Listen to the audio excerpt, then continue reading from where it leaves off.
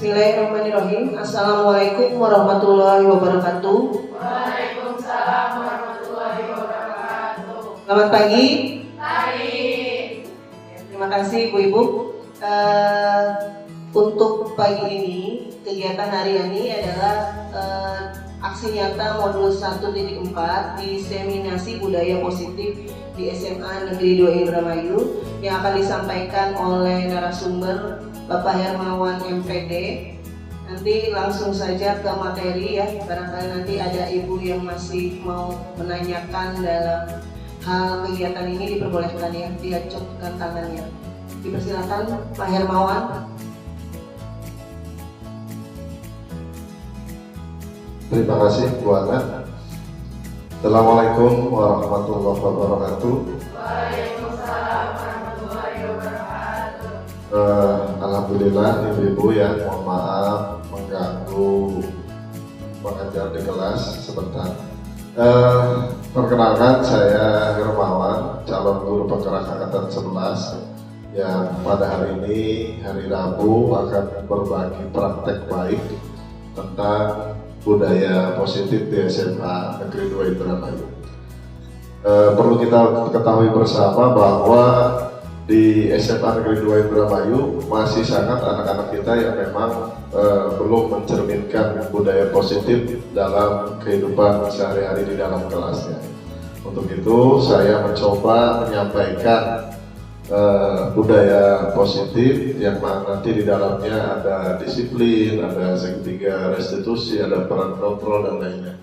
Mudah-mudahan apa yang saya sampaikan bisa bermanfaat untuk ibu-ibu semua nanti di dalam pembelajaran di kelas serta dalam menangani anak didiknya di SMA Negeri 2 Indramayu. Baik Bu Ana, mohon dibantu. Saya dengan Bu Ana juga, Bu Ana termasuk CGP juga angkatan 11. Dan alhamdulillah di angkatan ini dari SMA 2 ada 2 orang, yaitu Pak R dengan Bu Ana. Maka Bu Ana. Tujuan pembelajaran, calon guru penggerak dapat menyampaikan pembelajaran dari penerapan konsep inti dari modul budaya positif serta pemahaman mereka mengenai konsep-konsep inti dalam modul budaya positif. Next. Latar belakang. Menurut Ki Hajar Dewantara bahwa pendidikan itu berhubungan dengan kodrat keadaan dan keadaan setiap anak. Andai kata anak tidak baik dasarnya, tentu anak tersebut perlu mendapatkan tuntunan agar semakin baik budi pekertinya. Anak yang dasar jiwanya tidak baik dan juga tidak mendapat tuntunan pendidikan, tentu akan mudah menjadi orang jahat. Anak yang sudah baik dasarnya juga masih memerlukan tuntunan. Tidak saja dengan tuntunan itu, ia akan mendapatkan kecerdasan yang lebih tinggi dan luas. Akan tetapi, dengan adanya tuntunan itu, ia dapat terlepas dari segala macam pengaruh jahat. Tidak sedikit anak-anak yang baik dasarnya, tetapi karena pengaruh-pengaruh keadaan yang buruk kemudian menjadi orang-orang yang jahat. Di dalam SMA 2, pada dasarnya anak itu menjadi seorang yang baik, akan tetapi terkadang dalam pergaulan lingkungan membuat anak-anak menjadi sedikit nakal, tidak terarahkan. Tentunya perlu tuntunan dari Bapak Ibu untuk memberikan contoh budaya yang positif yang nanti akan diterapkan kepada anak-anak. Lanjut Bu.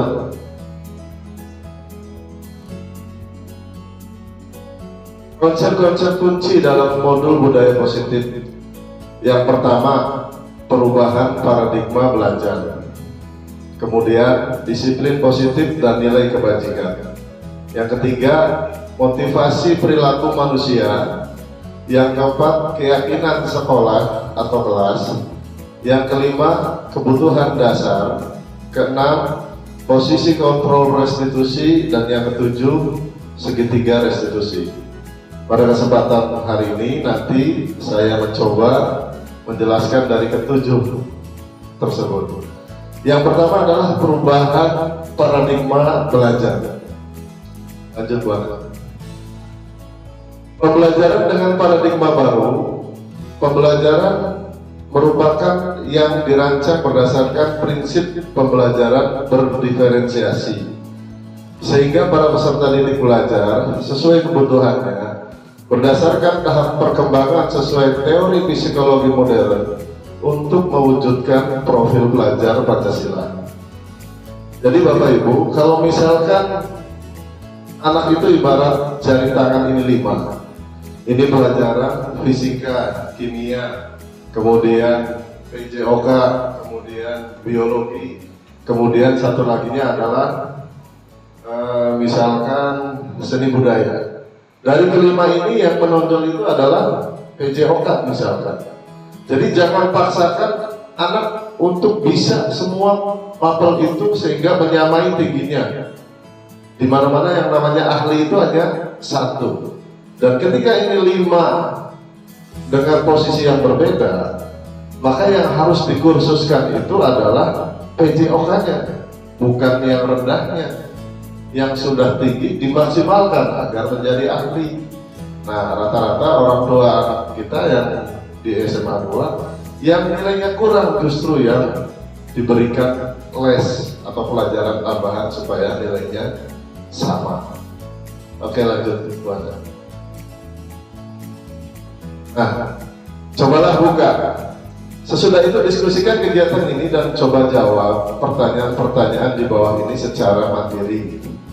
Dan diskusi kembali dengan rekan Anda, bandingkan jawaban Anda apakah berbeda atau sama. Bila mana berbeda, kira-kira mengapa? Apakah Anda atau B membuka kepala tangan Anda? Mengapa? Apa alasan Anda? Atau B membuka kepala tangan Anda? Apakah Anda atau B menutup kepala tangan Anda? Mengapa alasannya? Anda atau B tetap menutup kepala tangan Anda? Dalam kegiatan ini sesungguhnya siapa yang memegang kendali dan kontrol untuk membuka atau menutup kepala tangan? Oke. Kira-kira ya begini. Saya mempunyai kunci kemudian di kepala. Kemudian ibu-ibu ingin mendapatkan kunci ini. Bagaimana caranya? 1, dengan dirayu misalkan. Ayo Pak Her, kuncinya saya minta. Nanti misalkan setelah selesai dikasih micile oil misalkan. Atau dirayu, ya Allah Bapak Gemoy misalkan, ganteng banget kuncinya sini dong gitu kan. Atau misalkan Pak kuncinya sini dong, nanti kalau saya nggak dapat kunci nanti saya nggak bisa pulang dan seterusnya.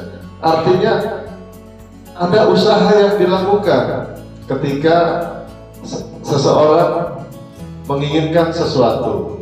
Jadi tidak serta-merta dilakukan dengan cara yang tidak baik, tetapi harus dengan cara membujuk, merayu dan sebagainya. Buat aja. Mari kita tanyakan ke diri kita sendiri bagaimana kita berperilaku, mengapa kita melakukan segala sesuatu. Apakah kita melakukan sesuatu karena adanya dorongan dari lingkungan atau dorongan yang lain? Terkadang kita melakukan sesuatu karena kita menghindari rasa sakit atau ketidaknyamanan. Terkadang kita juga melakukan sesuatu untuk mendapatkan apa yang kita mau. Lanjut, mana? Oke. Miskonsepsi tentang teori kontrol. Ilusi guru mengontrol murid. Ilusi bahwa semua penguatan positif efektif dan bermanfaat. Ilusi bahwa kritik dan membuat rasa bersalah mampu menguatkan karakter. Ilusi bahwa orang dewasa berhak memaksa. Jadi ibu, kalau dulu kita mengajar itu adalah pokoknya anak-anak harus ikut sesuai dengan gurunya. Kalau gurunya A, maka anak akan dibentuk menjadi A. Kalau gurunya punya pengalaman B, anak akan dibentuk dengan pengalaman B. Nah, sekarang sudah tidak seperti itu. Lihat dulu potensi anak-anak, berkembangnya di mana, itu yang kita dukung. Misalkan ada anak namanya si A, berkembangnya di seni, kita dukung, maksimalkan. Kemudian ada yang berkembangnya di fisika, kita dukung. Ya. dukung yang berkembangnya. Jangan paksakan anak pada sesuatu yang tidak diminati dan tidak dibisai oleh anak-anak. Lanjut. Mengubah paradigma stimulus respon kepada pendekatan teori kontrol. Paradigma stimulus atau respon adalah konsep dalam psikologi yang menjelaskan bagaimana perilaku seseorang atau organisasi dapat dibentuk atau dipengaruhi oleh rangsangan, dalam hal ini stimulus dari lingkungan. Dalam paradigma ini, setiap rangsangan yang diberikan kepada individu diharapkan akan menghasilkan respon tertentu. Lanjut, Bu.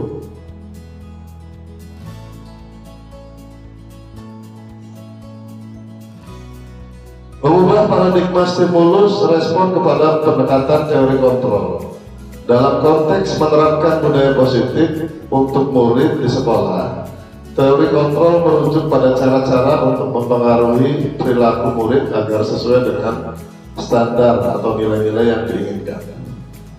Namun kontrol ini diterapkan bukan melalui paksaan atau hukuman, melainkan melalui pendekatan yang lebih manusiawi dan berbasis pada pembentukan hubungan positif. Oke, sekarang ibu-ibu coba seperti ini.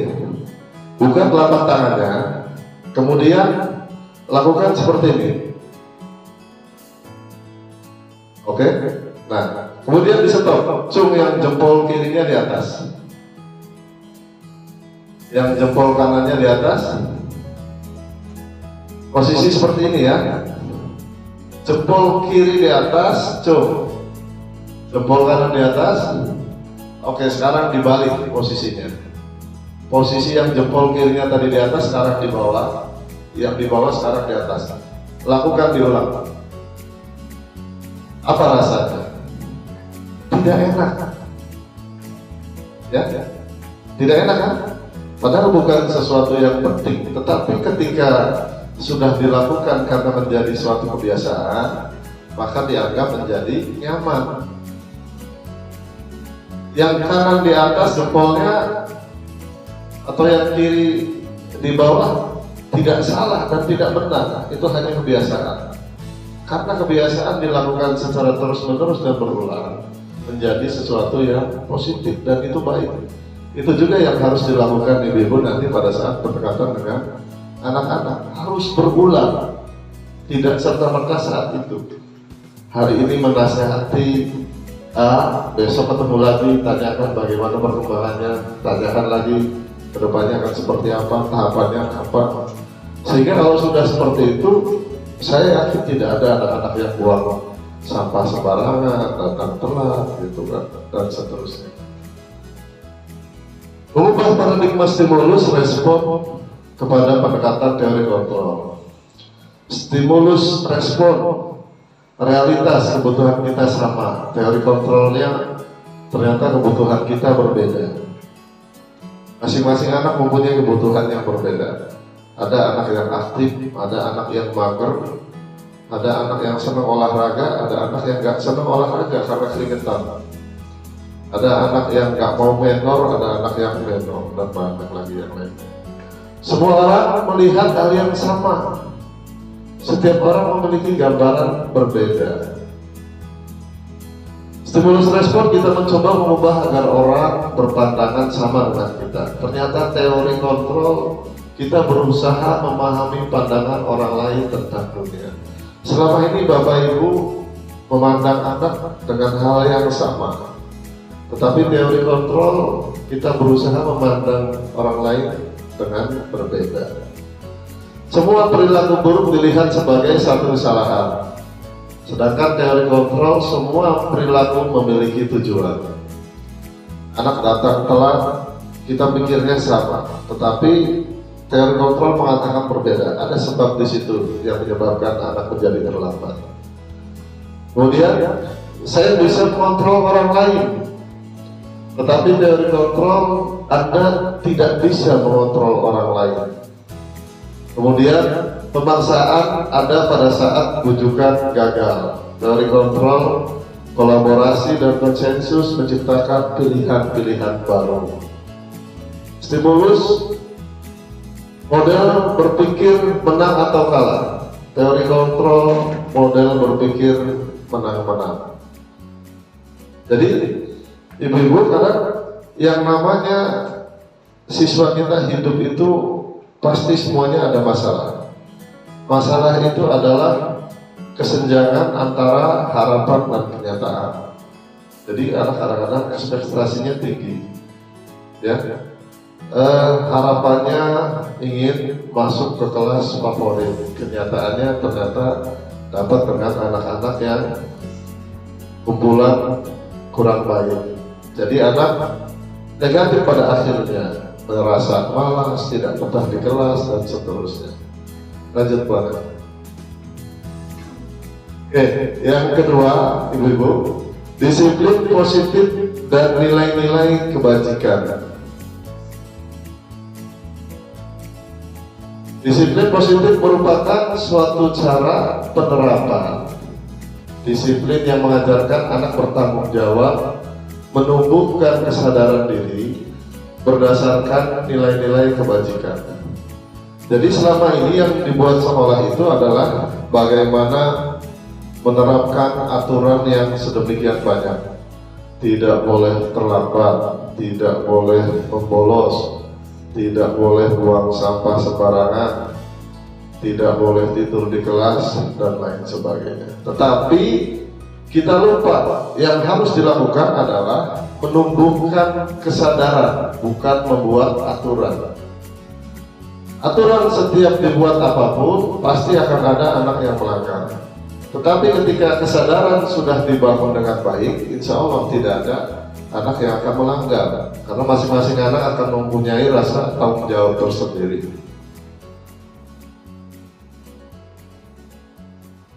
Disiplin positif lebih ke arah disiplin diri yang dapat mengontrol diri dalam melakukan segala tindakan. Jadi mulainya dari dalam diri sendiri, mulai dari dalam sendiri, kemudian mulai bergerak, menggerakkan. Dan setelah diri sendiri itu positif, maka salurkan kepada anak yang lain, sehingga budaya positif itu akan muncul di sekolah secara bersama-sama. Disiplin diri membuat murid memahami dan menyadari berdasarkan motivasi internal, bukan akibat paksaan, pujian, ataupun hukuman. 6 karakter dalam profil pelajar Pancasila. Yang pertama adalah beriman, bertakwa kepada Tuhan Yang Maha Esa, dan berakhlak mulia. Kemudian mandiri, berkebinekaan global, bergotong royong, kreatif, bernalar, kritis. Lanjut Bu. Motivasi perilaku manusia. Yang pertama, untuk menghindari ketidaknyamanan atau hukuman. Kemudian untuk mendapatkan imbalan atau penghargaan dari orang lain.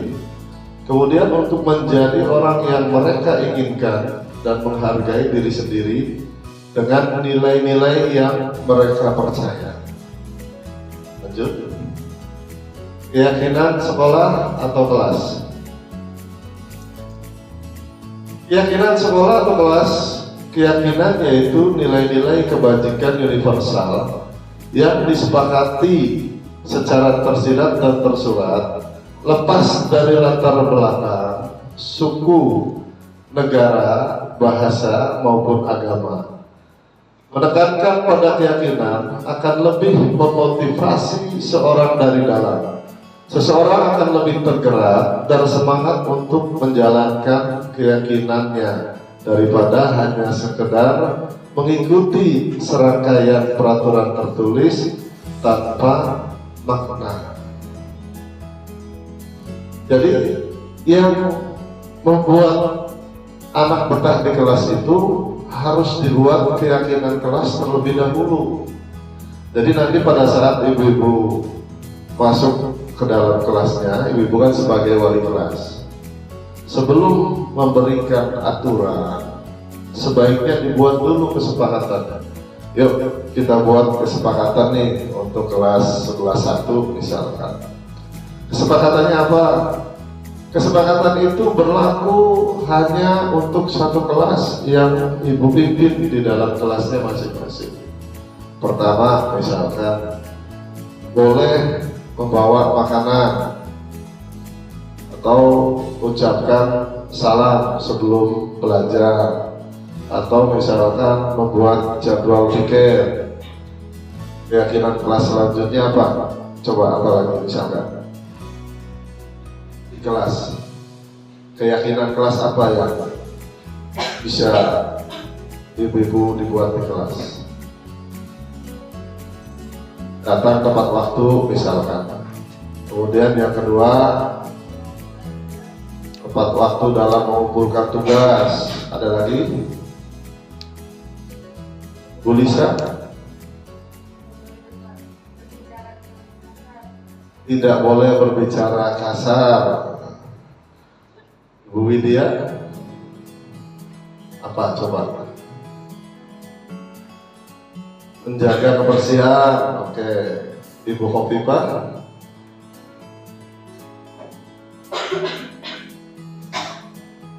Menentukan besaran uang kas, itu juga boleh, dan lain sebagainya. Setelah kesepakatan itu dibuat dan disampaikan oleh anak-anak, ibu-ibu tinggal merangkum menjadi sebuah keyakinan kelas yang harus disepakati secara bersama-sama. Kalau sudah seperti itu, nanti anak-anak akan taat sesuai dengan keyakinan kelasnya masing-masing. Mereka akan bayar uang kas sesuai dengan kesepakatannya, tidak berbicara kasar, kemudian berdoa sebelum belajar, mengaji di pagi hari, melaksanakan jadwal pikir. Kalau sudah begitu, wah indah banget sekolah ini.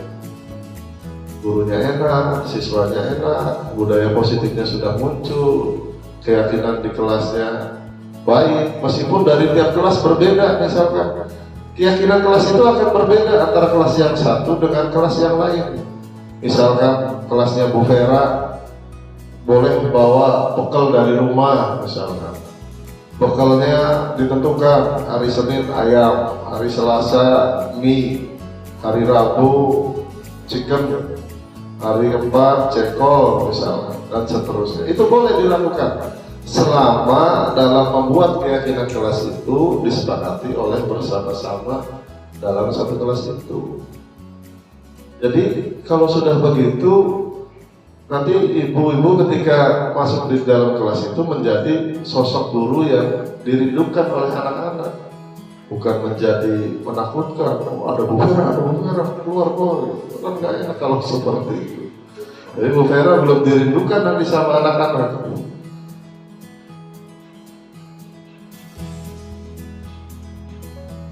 Murid-murid pun perlu mendengarkan dan memahami arti sesungguhnya tentang peraturan-peraturan yang diberikan. Apa nilai-nilai kebajikan di balik peraturan tersebut? Apa tujuan utamanya? Sehingga mereka lebih tergerak dan bersemangat untuk menjalankan keyakinannya itu, daripada hanya sekedar mengikuti serangkaian peraturan tertulis tanpa makna. Jadi anak itu ketika dilibatkan dalam membuat peraturan, anak merasa bertanggung jawab dengan apa yang dibuatnya. Contoh, saya dulu pernah studi ke salah satu sekolah favorit yang ada di Bandung, di mana dalam berjalan itu anak sudah ada aturannya. Jadi tidak ada yang jalan itu bebas, naik turun teras dan lain sebagainya. Sudah ada garis kuning, garis hijau.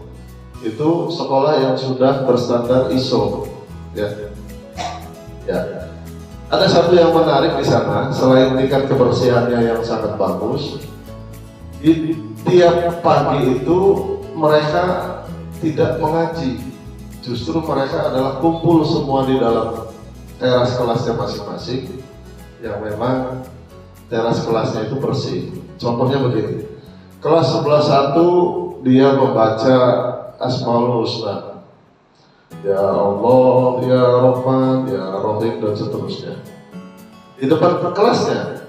Kemudian 11-2 dia baca senandung Al-Quran satu kelas di depan, Allahumma rahamni bil Quran 11.3, karena wali kelasnya Bumikum misalkan, bacanya sholawatan sallallahu ala Muhammad dan seterusnya itu.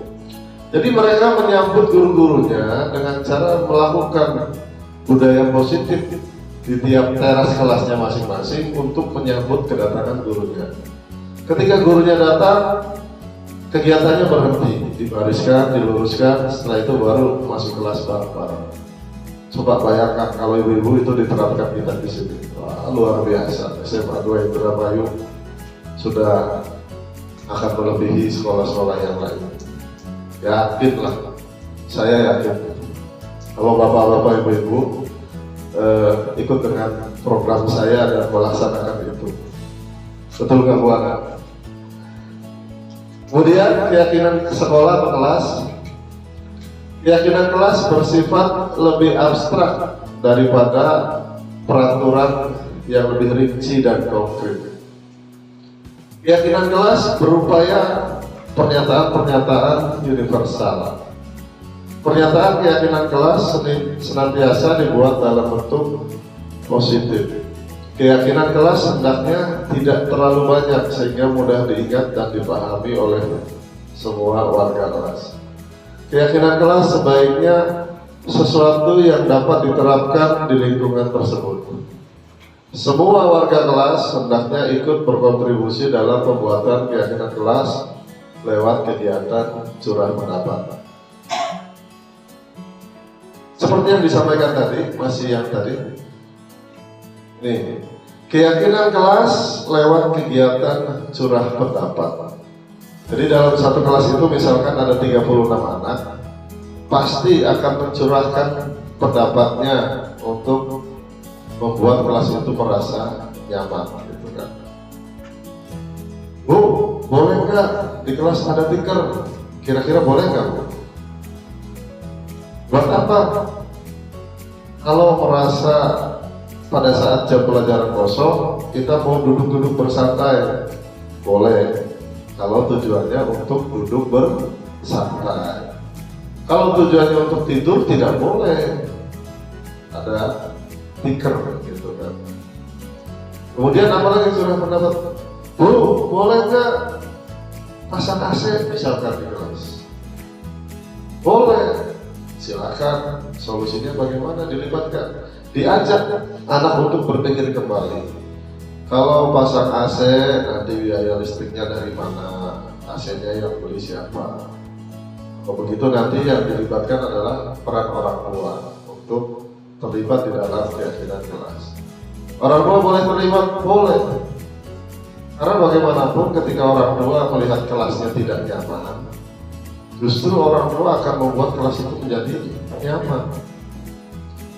Siswanya nyaman, gurunya nyaman, belajarnya enak, misalkan di kelasnya ada dispenser, ada lemari es, gitu kan, dan sebagainya. Anak merasa nyaman. Kalau di kelasnya sudah ada AC semua, saya rasa yakin anak tidak akan mau untuk keluar. Masih penting di dalam kelas enak, adem, gitu kan, adem, belajarnya jadi rajin. Tapi kalau kelasnya tidak nyaman, anak akan mencari tempat yang nyaman. Tempat yang nyaman di mana di antaranya? Di masjid, di kantin, di koperasi, dan lain sebagainya. Jadi keyakinan kelas mudah-mudahan bisa diterapkan. Lanjut, Bu. Contoh keyakinan kelas. Keyakinan kelas 1. Setiap anggota kelas perlu belajar. Setiap anggota kelas perlu senang. Setiap anggota kelas perlu melakukan tugas. Setiap anggota kelas perlu saling menghargai. Setiap anggota kelas perlu merasa aman. Setiap anggota kelas perlu belajar. Ini positif apa negatif? Positif. Setiap anggota kelas perlu senang. Bagaimana cara senang di dalam kelas? Bu Sophie, bagaimana? cara senang di dalam kelas? Ya boleh, dengan ice breaking itu bagus Bu Yasmin. Ya, jadi ibu-ibu harus banyak ice breaking di kelas itu. Zamannya sekarang seperti itu, dikit-dikit ice breaking, harus semangat gitu kan. Ice breaking yang lucu gitu. Saya aja ngajar PJOK kadang-kadang ice breaking, tetap ice breakingnya ada aktivitas olahraga. Setiap anggota kelas perlu melakukan tugas atau mengerjakan tugas. Positif atau negatif? Positif. Setiap anggota kelas perlu saling menghargai. Positif? Positif. Setiap anggota kelas perlu merasa aman. Aman dalam hal apa? Pembulian, perundungan, gitu kan. Aman dirinya, merasa terjaga. Aman mikirin helm yang hilang, gitu misalkan. Dibawa aja, helmnya boleh. Kalau ada kesepakatan kelas, helm boleh dibawa di dalam kelas, lakukan itu. Daripada anak merasa tidak nyaman, memikirkan helm motor yang di parkiran, ambil helmnya, masukkan ke dalam kelas. Atas kesepakatan kelas, diketahui oleh wali kelas. Kemudian kelas 5, selalu bersikap positif. Sudah jelas itu positif. Senantiasa menjadi diri terbaik, bukan menjadi orang lain. Menjadi diri terbaik itu seperti apa?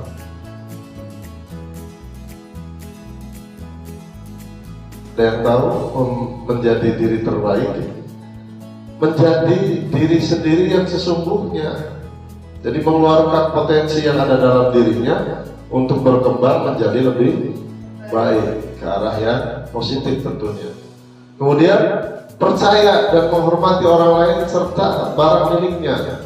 Kalau di dalam ruang kelas itu ada HP di atas meja, kemudian ditinggal untuk upacara, untuk kemana, dan HP-nya tidak hilang, itu tandanya berarti kelas sudah positif, ya, sudah menerapkan budaya positif dan keyakinan kelasnya dijalankan dengan baik.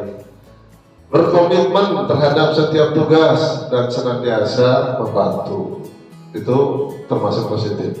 Kemudian keyakinan kelas 7 bentuknya seperti ini. Hormat. Kami meyakini bahwa sangat penting untuk menghormati semua orang dan barang milik orang lain. Ini bagus nih keyakinan kelasnya. Kemudian bekerja. Kami meyakini bahwa sangat penting untuk mengerjakan segala pekerjaan atau mengikuti kegiatan yang telah ditugaskan. Diterima dan dimiliki. Kami meyakini bahwa sangat penting untuk merasa diterima pada suatu kelompok dan saling peduli satu dengan yang lain. Jadi satu kelas itu anggaplah sebagai satu keluarga. Ketika sudah melakukan keyakinan kelas, di dalam kelas itu adalah bagian dari keluarga. Satu tersakiti semua, satu senang semua. Ada yang tersakiti kita bantu, ada yang susah dibantu. Itu indahnya ketika keyakinan kelas berjalan dengan baik. Lanjut Bu.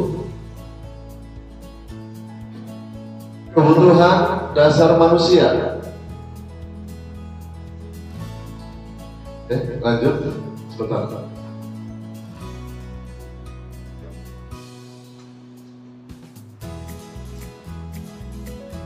Kebutuhan dasar manusia. Semua orang senantiasa berusaha untuk memenuhi kebutuhannya dengan berbagai cara. Bila mereka tidak bisa mendapatkan kebutuhan dengan cara yang positif, mereka bisa melanggar peraturan atau melakukan hal-hal yang tidak sesuai dengan nilai-nilai kebajikan. Nah, pada saat poin seperti ini perlu keberadaannya dari wali kelas itu. Jadi tugas wali kelas itu berat.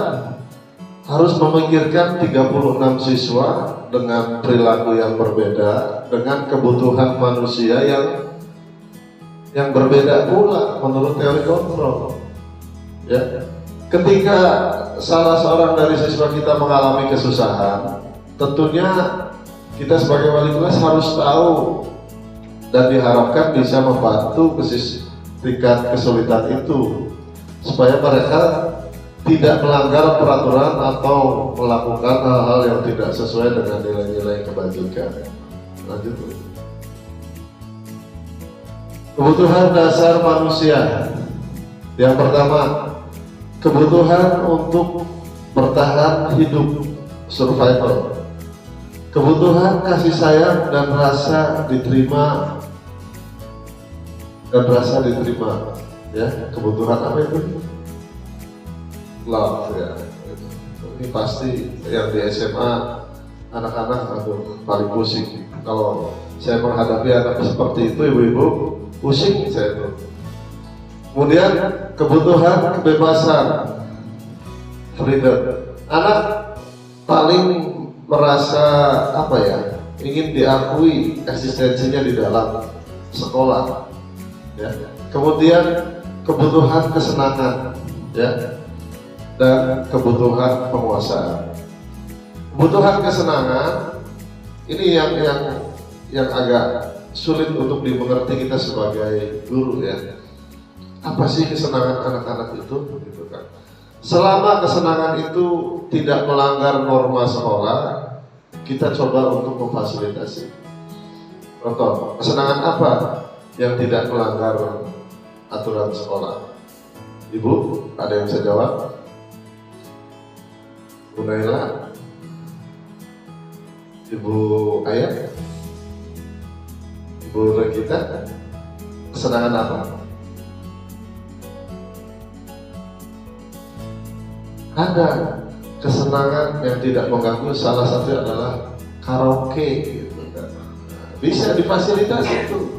Selama tidak ada guru, bisa di kelas, tentunya dengan tingkat sound system yang kecil ya. Jangan besar-besar, nanti mengganggu kelas yang lain. Kemudian kebutuhan penguasaan itu karena sudah dibuat keyakinan kelas, pengen daerah kelasnya itu adalah benar-benar dijaga dan tidak dirusak oleh kelas lain. Maka biasanya kelas yang sudah bersih dengan digembok kelasnya gitu kan, supaya tetap bersih. Lanjut Bu.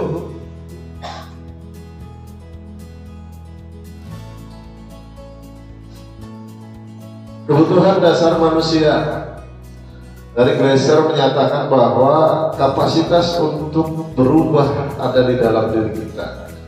Jika kita dapat mengidentifikasi kebutuhan apa yang mendorong perilaku kita, maka perubahan perilaku positif dapat dimulai dengan mencari solusi untuk memenuhi kebutuhan tertentu dengan cara yang positif. Kuncinya adalah yang tadi Bu. Jadi untuk berbuat baik itu bisa diterima oleh orang lain harus dengan cara yang baik ya. Ketika berbuat baik, tujuannya baik, caranya tidak baik, itu tidak akan dapat diterima biasanya. Lanjut. Studi kasus. Saya pakai nama Ibu Dari ini biar ingat nama yang dieretan. Ibu Dari ini, guru wali kelas 11 sedang bingung menghadapi ulas salah satu murid di kelasnya. Tommy, beberapa anak telah mengeluarkan doni yang sering meminta bekal makan siang mereka dengan paksa. Jika Anda menghadapi situasi seperti Ibu Dari ini, apa yang Anda lakukan? Menurut Anda kira-kira apa alasan doni melakukan hal itu? Oke. Ya. Tommy, beberapa anak telah mengeluhkan. Jadi ada anak yang namanya Doni ceritanya. Doni ini orang yang paling menonjol di kelasnya. Kemudian meminta bekal makan siang dengan paksa. Nah, jika seperti itu apa yang harus dilakukan? Bu Vera? Menegur, nasehatin. Kemudian apa lagi? Yang pertama harus dilakukan. Oke Bu, lanjut tuh, barangkali ada di slide selanjutnya. Karena ia lapar dan orang tuanya tidak membawakan makan bekal siang, maka kebutuhan dasar yang sedang berusaha dipenuhi oleh Doni adalah kebutuhan untuk bertahan hidup. Ya, jadi karena tidak dibekali makan siang, kebutuhan bertahan hidupnya dilakukan Doni dengan cara seperti itu. Lanjut Bu. Karena dia merasa senang temannya, jadi memperhatikan dia. Ketika temannya melaporkan tindakan itu pada gurunya, dan gurunya memberitahu orang tuanya, sehingga orang tuanya jadi memperhatikan dia. Maka kebutuhan dasar yang sedang dipenuhi Doni adalah kebutuhan akan kasih sayang dan rasa diterima. Mungkin orang tuanya sibuk, tidak memperhatikan anaknya sehingga tidak diberikan bekal untuk makan siang. Artinya dengan cara seperti itu Doni memang sengaja ingin dipanggil orang tuanya dan memperhatikan dirinya. Lanjut Bu. Alasan Tommy yang ketiga, karena temannya jadi takut dengan dia menuruti keinginannya. Maka sebetulnya Doni sedang berusaha memenuhi kebutuhan dasarnya akan kekuasaan. Karena Doni badannya besar, menonjol, mukanya seram misalkan. Jadi dia menakuti Tommy dengan cara seperti itu, sehingga Doni merasa berkuasa di situ. Karena kebutuhan dasarnya akan kekuasaan. Lanjut. Alasan Tommy yang kelima, karena ia melakukannya karena iseng saja dan ia menikmati ekspresi wajah teman-temannya yang besar. Karena diambil makanannya dan menurut dia ekspresi teman-temannya itu lucu, maka berarti Doni sedang berusaha memenuhi kebutuhan akan kesenangannya. Alasannya rupa-rupa ya. Jadi ketika merasa berkuasa, lihat teman-temannya kesel, kemudian lucu dan mencari perhatian. Dulu Bapak punya murid waktu jadi wali kelas 11 IPA 5, namanya Yevan gitu ya. Mungkin ibu-ibu juga tahu gitu. Sangat usil sekali anaknya ya, Bu Lisa ya. Ngajar di kelas itu juga, Bu Lisa? Ngajar di kelas itu? Ya, memang mencari perhatian, akan kesenangan gitu kan. Sampaikan salam nanti kalau ketemu dengan Yevan. Lanjut. Posisi kontrol restitusi. Lanjut Bu. Restitusi adalah sebuah cara menanamkan disiplin positif pada murid. Ya, jadi restitusi adalah sebuah cara menanamkan disiplin pada murid.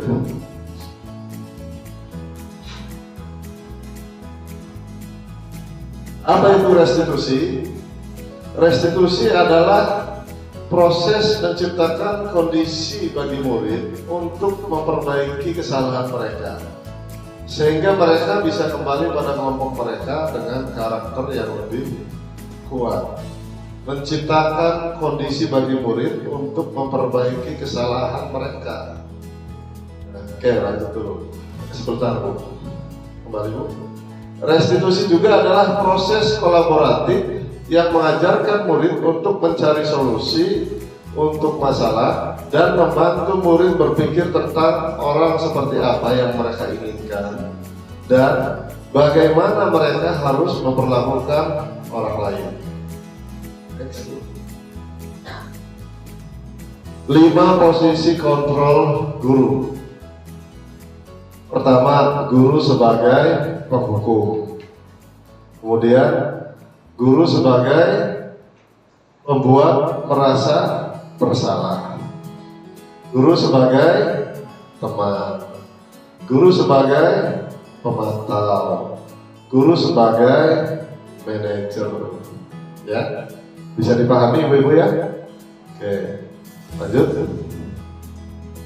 Baik. 5 posisi kontrol terdiri dari motivasi eksternal dan intrinsik ya, intrinsik. Kemudian guru berbuat menghardik, menunjuk-nunjuk, menyakiti, menyindir sebagai penghukum. Kemudian guru berkata, kalau tidak melakukannya saya akan titik-titik. Memberontak, berdendam, menyalahkan orang lain. Pada akhirnya seperti ini. Contoh, kamu kenapa terlambat? Maju sini, besar, 20, 30. Biasanya ada yang di depan, guru olahraga biasanya yang begitu. Nggak tahu siapa namanya ya. Ibu-ibu kenal ya pasti ya. Kalau kamu tidak melakukannya, saya akan di push up, di sit up gitu kan. Kemudian memberontak, menendam, menyalahkan orang lain. Kemudian membuat orang merasa bersalah, berceramah, menunjukkan kekecewaan mendalam.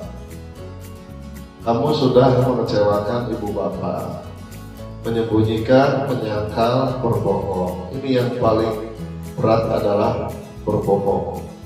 Karena ketika berbohong, itu akan berbohong terus dan menutupi kebohongan-kebohongan yang lain. Kemudian perilaku kontrol sebagai positif teman, membuat alasan-alasan untuk murid-muridnya. Lakukan untuk bapak ibu, ya sudah, nanti bapak ibu bantu bereskan. Akhirnya ketergantungan. Perilaku kontrol positif sebagai pemantau, menghitung dan mengukur.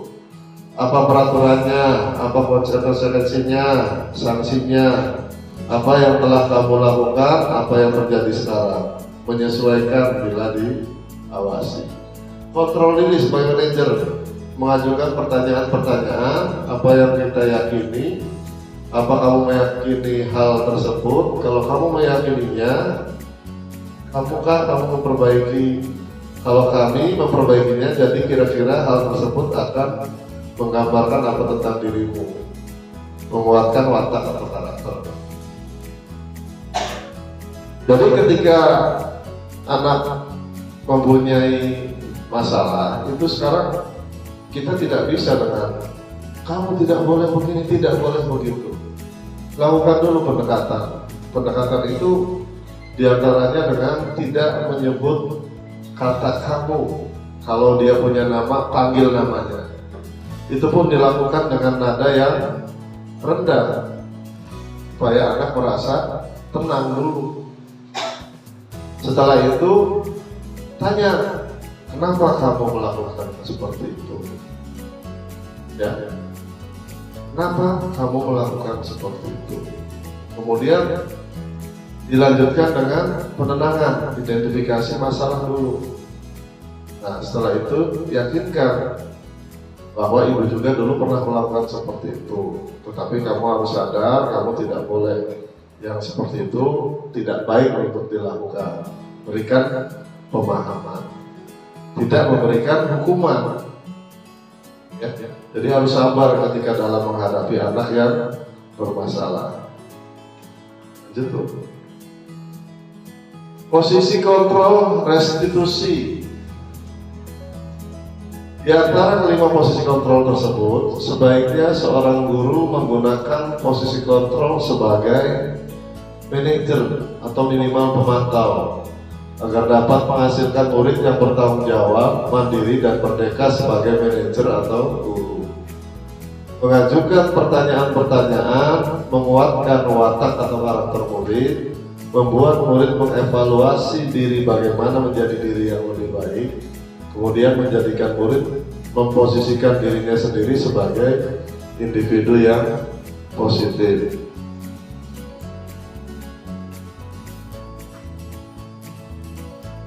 Nah, ini segitiga restitusi.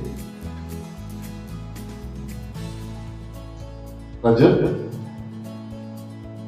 Mana? Segitiga restitusi, tahapan untuk memudahkan para guru dan orang tua dalam melakukan proses untuk menyiapkan anaknya untuk melakukan restitusi. Itu. Tahapan dalam segitiga restitusi: menstabilkan identitas, kemudian validasi tindakan yang salah, dan yang ketiga adalah menanyakan keyakinan. Oke. Menstabilkan identitas berdasarkan prinsip membuat kesalahan adalah bagian dari proses pembelajaran. Berperan menggeser identitas murid dari identitas gagal ke identitas sukses. Jangan mengkritik murid yang sedang mengalami identitas gagal. Jadi ketika ada suatu kasus yang terjadi di anak-anak, Maka yang harus dilakukan yaitu yang pertama, kembali ke sebelumnya, ya, menstabilkan identitas dulu, ya, tanya dulu, nah, kenapa kamu melakukan itu, ya, kemudian tentunya dengan nada bukan sebagai kita sebagai seorang guru bukan untuk menghakimi, tapi menstabilkan identitas, ya, panggil, kenapa, pelan-pelan. Kemudian validasi tindakan yang salah, dijelaskan bahwa tindakan itu adalah tindakan yang salah, yang tidak pantas dilakukan oleh seorang pelajar, gitu kan. Kemudian menanyakan keyakinannya, pastikan bahwa anak tersebut merasa bersalah, kemudian sadar ingin merubah kesalahannya yang sudah dilakukan. Lanjut, Bu. Ya, menstabilkan identitas, ajukan pernyataan, ya, seperti ini. Berbuat salah itu tidak apa-apa, ya. Nah, berbuat salah itu tidak apa-apa. Kemudian tidak ada manusia yang sempurna.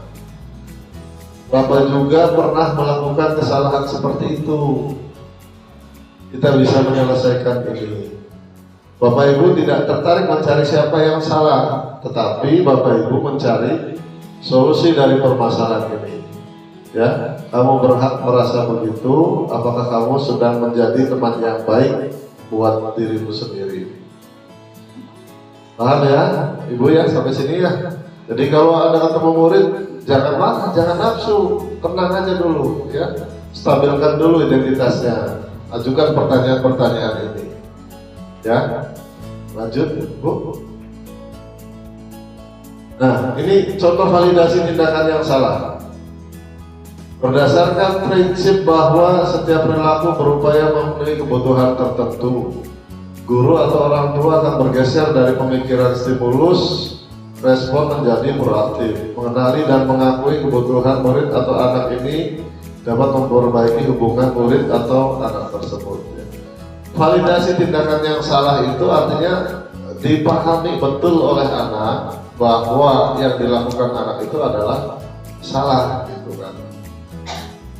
Kemudian kalau memang harus diceritakan dengan orang tuanya, dipanggil orang tuanya, ya, panggil orang tuanya. Tapi kalau cukup diselesaikan oleh siswa dengan bapak ibu semua, ya cukup itu saja. Lanjut, Bu. Pertanyaan yang diajukan, validasi tindakan yang salah. Yang pertama, padahal kamu bisa melakukan yang lebih buruk dari ini, ya, tetapi anak itu tidak melakukannya. Kamu pasti punya alasan mengapa melakukan hal itu, ya. Kamu patut bangga pada dirimu sendiri karena kamu telah melindungi sesuatu yang penting buatmu. Kamu boleh mempertahankan sikap itu, tapi kamu harus menambahkan sikap yang baru. Mungkin kamu bisa mempelajari suatu perilaku baru yang lebih efektif. Bersediakah kamu mempelajarinya? Oke, lanjut. Selanjutnya menanyakan keyakinan. Teori kontrol menyatakan bahwa pada dasarnya kita termotivasi secara intrinsik dari dalam. Ketika identitas sukses telah tercapai, langkah 1, dan tingkah laku yang salah divalidasi langkah 2, maka murid akan siap untuk dihubungkan dengan nilai-nilai yang dia percaya dan berpindah menjadi orang yang dia inginkan.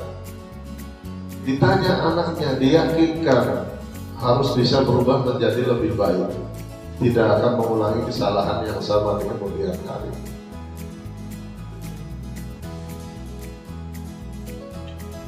Menanyakan keyakinan, ajukan pertanyaan.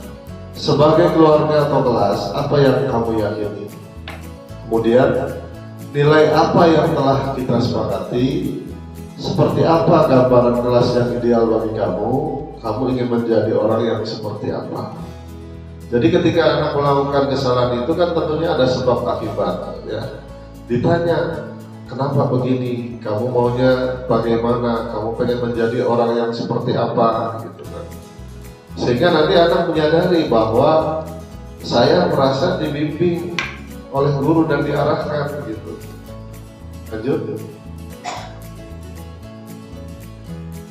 Hal-hal yang perlu diperhatikan dalam menerapkan segitiga restitusi. Perilaku yang salah perlu dikaitkan dengan nilai-nilai atau keyakinan-keyakinan yang telah disepakati atau dituju. Kesediaan orang yang melakukan kesalahan untuk memperbaiki masalah. Yang ketiga, pemecahan masalah sebisa mungkin relevan atau memiliki hubungan dengan masalah yang ada. Kemudian, perlu adanya suatu usaha perbaikan dari pihak yang berbuat kesalahan. Perlu didedikasikan waktu dari pihak yang berbuat kesalahan.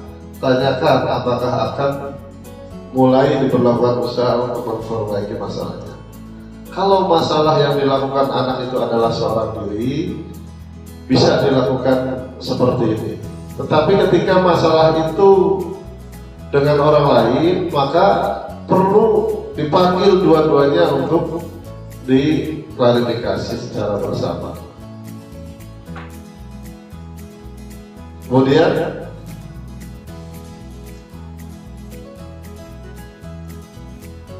dalam rangka menciptakan lingkungan yang positif, maka setiap warga sekolah dan pemangku kepentingan perlu saling mendukung, menghayati dan menerapkan nilai-nilai kebajikan yang telah disepakati bersama.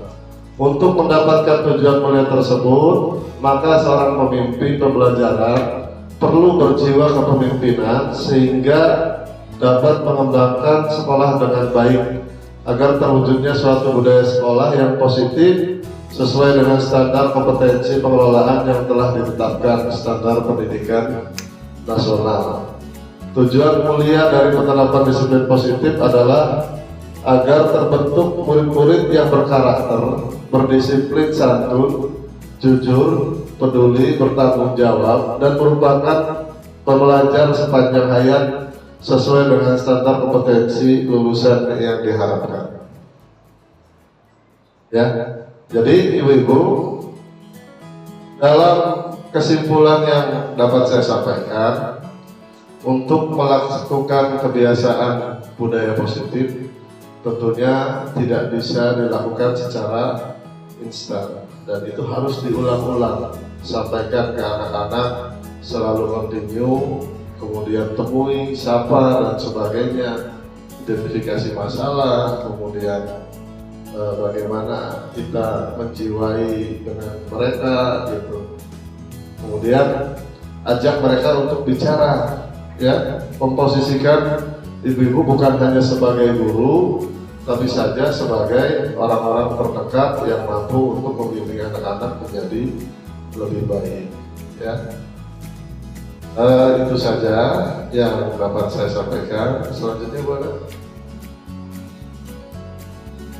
Ya, terima kasih yang sebesar-besarnya atas kesediaan Bapak Ibu, ibu-ibu semua ya, untuk hadir dalam berbagi praktek baik yang saya sampaikan berkaitan dengan budaya positif. Kita berdoa bersama, mudah-mudahan SMA 2 Indramayu ke depannya akan menjadi lebih baik lagi, dan ibu-ibu semua tetap semangat dalam mendidik anak-anak di SMA 2 Indramayu. Terima kasih. Untuk mengakhiri berbagi praktek baik hari ini, marilah sama-sama kita membaca hamdalah. Alhamdulillahirabbil alamin. Terima kasih. Assalamualaikum warahmatullahi wabarakatuh. Waalaikumsalam warahmatullahi wabarakatuh.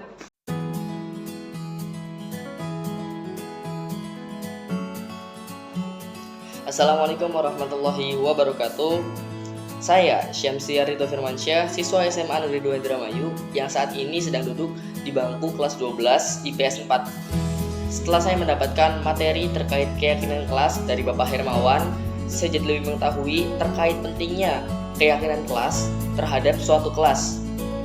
Keyakinan kelas adalah suatu hal yang harus disepakati bersama terkait tentang hal yang akan dilakukan pada saat kegiatan kita sehari-hari pada kelas tersebut. Contohnya seperti mengaji sebelum belajar, kemudian kelas saya juga sudah menerapkan membaca 15 menit sebelum belajar, kemudian juga ada kegiatan piket bersama setelah pulang sekolah, yang mana kegiatan piket tersebut setiap harinya itu pasti dikolaborasikan dan juga pasti dijadwalkan. dan itu sudah disepakati bersama. Demikian beberapa hal terkait keyakinan kelas yang sudah diterapkan di kelas saya, dan saya, Syamsiari Firmansyah, akan menaati serta akan melakukan melakukan keyakinan kelas tersebut yang sudah disepakati oleh teman-teman saya dan juga oleh rekan-rekan kelas saya. Sekian, terima kasih. Assalamualaikum warahmatullahi wabarakatuh. Perkenalkan, nama saya Rizky Ramadhani dari kelas 12 IPA 2. Saat ini, saya salah satu siswa yang diberikan materi oleh Pak Hermawan tentang keyakinan kelas. Materi keyakinan kelas sangat penting bagi proses mengajar di kelas agar lebih efektif. Contoh materi keyakinan kelas yang pertama adalah menonaktifkan HP saat jam belajar, yang kedua, tiket tepat waktu, dan yang ketiga adalah masuk lebih awal daripada guru yang mengajar tersebut. Kesepakatan ini disepakati oleh seluruh siswi di kelas agar proses belajar mengajar dalam kelas tersebut lebih tertib dan efektif untuk kedepannya. Terima kasih. Wassalamualaikum warahmatullahi wabarakatuh. Assalamualaikum warahmatullahi wabarakatuh. Saya Denayu Atia Hanin, seorang siswi di SMA Negeri 2 Indramayu yang sekarang duduk di kelas 11-6.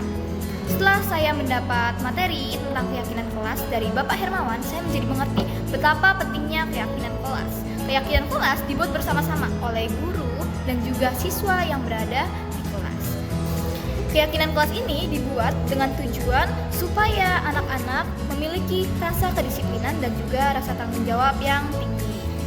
Contoh keyakinan kelas yang sudah diterapkan pada kelas saya adalah yaitu piket sesuai jadwalnya masing-masing, yaitu pada sebelum jam pelajaran dimulai dan sepulang sekolah, lalu ada mengetuk pintu sebelum masuk dan mengucapkan salam, lalu datang tepat waktu sebelum jam pelajaran dimulai, lalu ada menonaktifkan handphone ketika mata pelajaran berlangsung, dan membayarkan setiap minggu. Itu adalah beberapa contoh dari keyakinan kelas yang sudah diterapkan pada kelas saya. Terima kasih. Wassalamualaikum warahmatullahi wabarakatuh. Assalamualaikum warahmatullahi wabarakatuh. Saya Kesha Siva Prameswari dari kelas 11-4. Saya sebagai siswa SMA Negeri 2 Indramayu yang telah diberi materi oleh Pak Hermawan tentang keyakinan kelas. Setelah saya mendapatkan materi tersebut, saya dapat menyimpulkan bahwa keyakinan kelas itu sangat efektif untuk proses belajar mengajar di ruang kelas antara guru dengan siswa lainnya. Contoh keyakinan kelas yang telah diterapkan di kelas saya adalah menonaktifkan HP, tidak memakan pada saat guru mengajar, datang tepat waktu sebelum pengajar datang, mengaji sebelum memulai pelajaran, berdoa sebelum mulai pelajaran, dan piket setiap harinya pada saat pagi hari dan saat pulang sekolah. Sekian dan terima kasih. Wassalamualaikum warahmatullahi wabarakatuh.